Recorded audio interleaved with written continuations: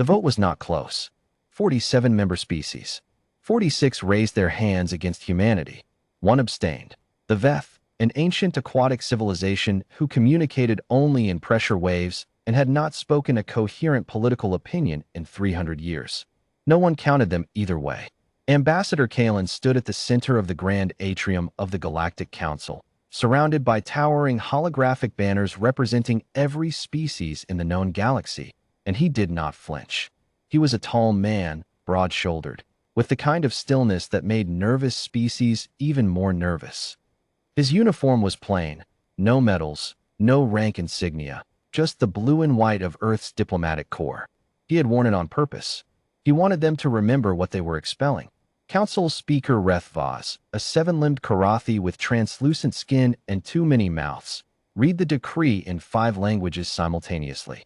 By unanimous consensus of the Galactic Council, the species designation Homo sapiens, commonly known as humans or Earthborn, is hereby removed from membership, stripped of observer status, and denied all trade corridors, resource lanes, and communication relays maintained by this body.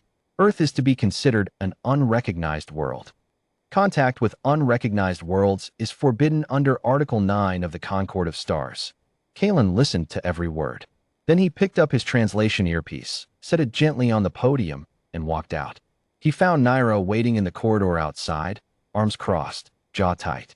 She was Earth's chief strategic analyst, the woman who had spent 11 years predicting exactly this outcome and had been ignored by 4 consecutive administrations. They did it, Kalen said. I know. She had already been watching the feed on her wrist display. I've been running contingencies since the preliminary vote. We have a window, maybe 6 months before the trade embargo fully collapses our outer colony supply chains. 6 months. If we're lucky. She fell into step beside him as they moved down the corridor, past alien dignitaries who deliberately looked away. The Karathi expect us to beg. The Mirati expect us to collapse. The Velkan think we'll fracture. Inner colonies breaking from outer colonies. Earth fragmenting under economic pressure. Kalen glanced sideways at her. And what do you expect? Naira allowed herself a small, dangerous smile.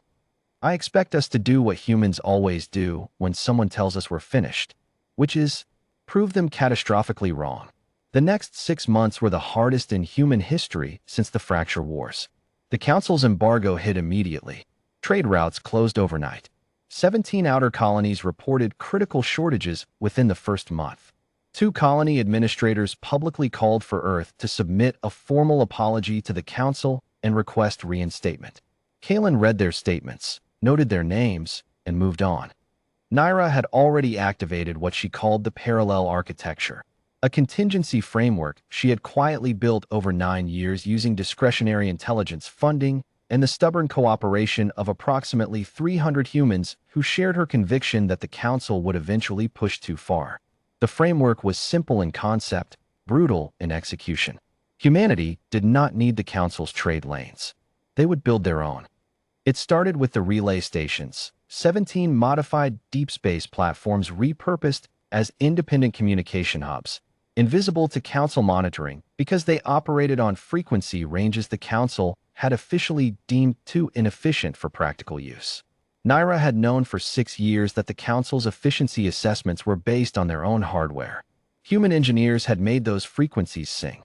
Within 3 months, every human colony was talking to every other human colony without routing a single signal through Council infrastructure. Within 4 months, the first independent human freighters, vessels deliberately built without Council standard docking interfaces, because Council ports would not accept them anyway, were running supply lines that the Council's economic models had declared impossible to sustain. Within 5 months, 3 non-Council species made quiet contact. The Dravari, a silicon-based civilization who had never joined the Council because the membership fee required surrendering navigational data they considered sacred. The Tech, a reclusive species of engineers who had been functionally blacklisted by the Council for selling weapons technology to an unrecognized world 40 years ago, and had never forgiven the censure.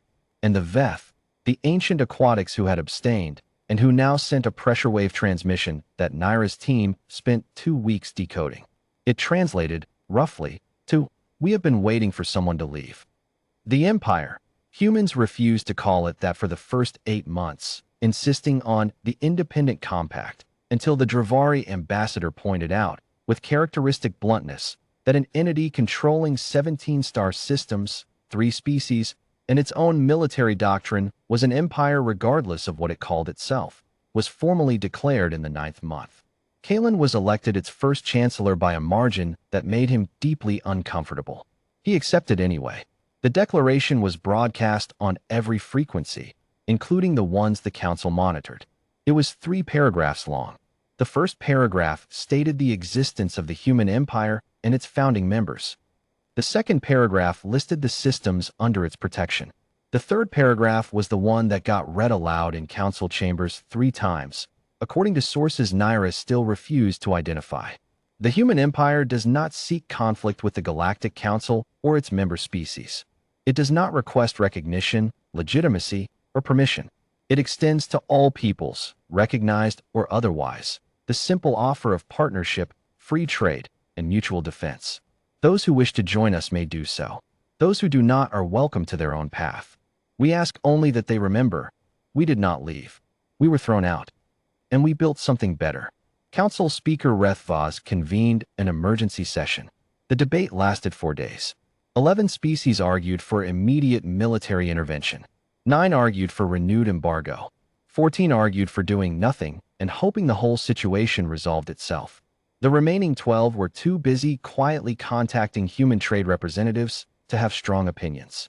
By the end of the year, 2 council members had formally withdrawn their membership and applied to join the compact.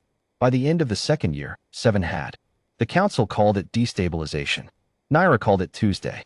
Kalin received the council's formal communication request in the 3rd year. He was in the middle of reviewing hull specifications for the compact's 3rd generation of independent warships, vessels that made council military hardware look like it had been designed by a committee, which it had, when his assistant interrupted with the message. The Galactic Council requests a dialogue with the Chancellor of the Human Empire regarding terms of mutual recognition and the possible integration of compact trade infrastructure into council networks. He read it twice. Then he forwarded it to Naira with a single line of text. They want to use our roads now. Her response came back in under a minute. Tell them the toll is acknowledgement. Full and public. He smiled for the first time in 3 years.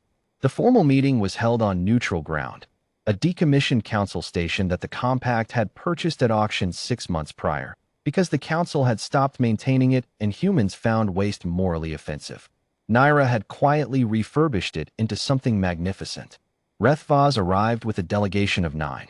Kalin arrived with Naira and 2 aides. The council speaker looked around the station, at the human engineering, the Dravari architectural accents, the OwnTech power systems humming beneath the floor, the subtle pressure wave artwork the Veth had contributed to the main hall, and said nothing for a long moment. You built all of this, Rethvaz finally said, in 3 years. We had motivation, Kalin replied. We did not believe you capable of. I know what you believed. His voice was calm. Absolute. That's why we're having this conversation here, and not in your chamber. Rethvaz's 7 limbs shifted, the Karathi equivalent of a deep breath. The council wishes to discuss terms. So do we. Kalin gestured to the table. Sit down. Naira opened her files. The terms humanity offered were fair. Genuinely, deliberately fair, not punitive, not triumphant, just structured. Free passage through compact lanes in exchange for full council recognition of human sovereignty. Trade access on equal footing. No oversight clauses. No Article 9 provisions applicable to compact members. And one additional condition, non-negotiable, listed last. A formal public retraction of the expulsion vote. On record. In all 5 council languages. Read aloud in the grand atrium, where Kalin had once set down his earpiece and walked away. Rethvaz stared at the document for a long time. This clause, the speaker said quietly. It is important to you. It's not for us, Kalin said. It's for every unrecognized world watching this meeting right now.